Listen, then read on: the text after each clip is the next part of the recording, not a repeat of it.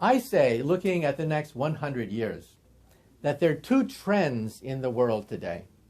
The first trend is toward what we call a type 1 civilization, a planetary civilization, a civilization that resembles something out of Buck Rogers or Flash Gordon.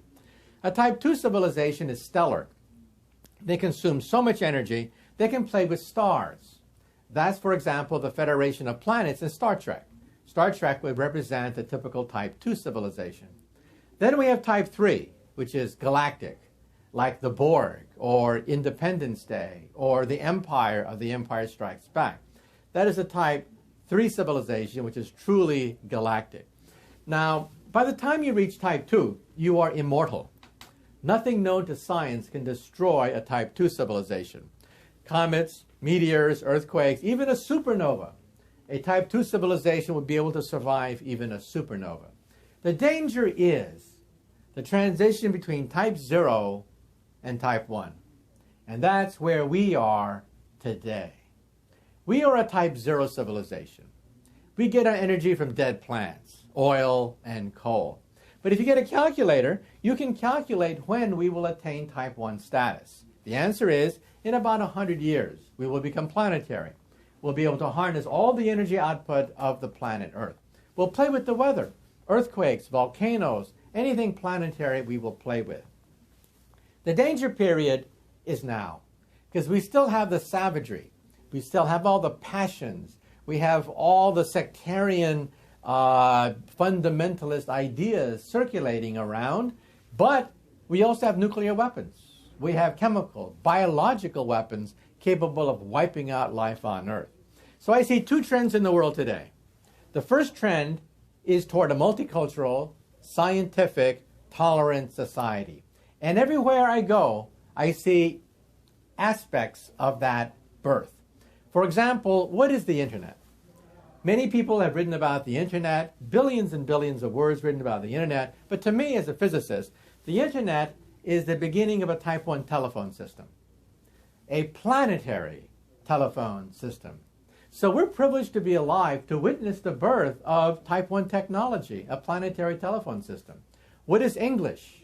English is the beginning of a type 1 language. Everywhere I go around the earth, people speak English because that's the lingua franca of science, technology, business. They all speak English. It is the #1 second language on the planet Earth. And what is the European Union? The European Union is the beginning of a type 1 economy. And how come these European countries, which have slaughtered each other ever since the ice melted 10,000 years ago, how come they have banded together, put aside their differences to create the European Union? Well, to compete with us. And who are we? We are NAFTA. So we're beginning to see the beginning of a type 1 economy as well. Then we're beginning to see the beginning of a type 1 culture. Everywhere I go, you turn on the radio, and what do you hear? Rock and roll. You hear rap music. You hear youth music. Youth music is now planetary, knows no boundaries around the planet Earth. Everywhere I go, I see high fashion. Chanel, Gucci bags. We're witnessing the birth of a planetary fashion. Also sports. Take a look at the Olympics. Take a look at soccer. We're seeing the beginning of a tribal initiation rite called sports being turned into a planetary initiation rite that unifies the entire planet. So whenever I open the newspaper, every headline I see in the newspaper points to the birth pangs of a type 1 civilization in formation. However, every time I open the newspaper, I also see the opposite trend as well. What is terrorism? Terrorism, in some sense, is a reaction against the creation of a type 1 civilization. Now, most terrorists cannot articulate this. They don't even know what the hell I'm talking about. But what they're reacting to is not modernism. What they're reacting to is the fact that we're headed toward a multicultural, tolerant, scientific society. And that's what they don't want. They don't want science. They want a theocracy. They don't want multiculturalism. They want monoculturalism. So instinctively, they don't like the march toward a type 1 civilization. Now, which tendency will win? I don't know. but I hope that we emerge as a type 1 civilization. Now, in outer space, we look for signs of intelligent life in outer space. So far, we find none. Civilizations like type 1 should be commonplace in the galaxy.